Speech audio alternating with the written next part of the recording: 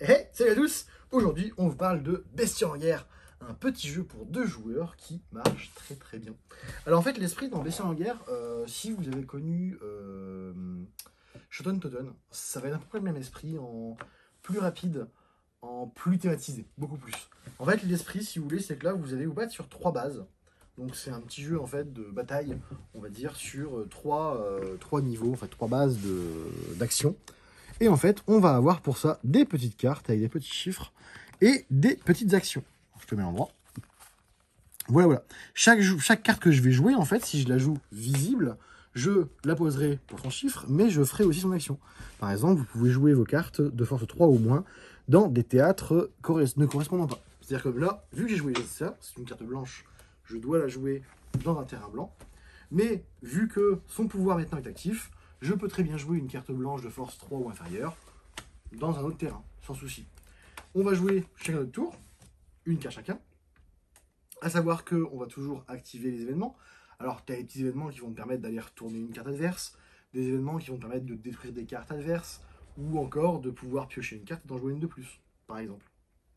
L'idée, c'est vraiment que, une fois en fait qu'on aura joué, alors je vais mettre par exemple, hop, on a fait ça comme ça, bim bim. Allez, on a celle-là qui est retournée. En fait, à savoir que vous pouvez jouer des cartes face visible et face retournée. Parce que face retournée, elles ont toujours une force de 2. Et face visible, en fait, elles vont avoir un effet. Certaines cartes vont avoir un effet de détruire les cartes retournées, ou de booster les cartes retournées, etc., etc.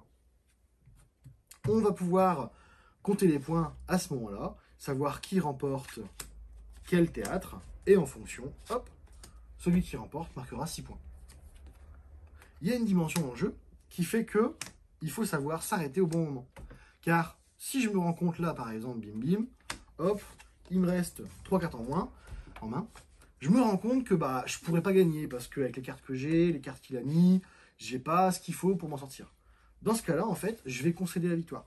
Je vais lui dire, bah écoute, t'as gagné, vu qu'il me reste 3 cartes en main, et ben au lieu de gagner 6 points, sur ma carte, c'est inscrit en fait en fonction du nombre de cartes qui me restent en main quand je concède, le nombre de points qu'il va gagner. Donc au lieu de gagner 6 points, il gagnera 3 points. Ce qui me permettra de pouvoir peut-être renverser la vapeur pour la manche prochaine. On va jouer jusqu'à ce qu'un joueur atteigne les 12 points. Et c'est ce qui fait en fait, qui mettra fin à la partie et qui décernera le grand vainqueur de la partie. Voilà. C'était Bestiaire en guerre, un petit jeu qu'on vous recommande, qui marche très très bien à deux, mais uniquement à deux. Salut, salut!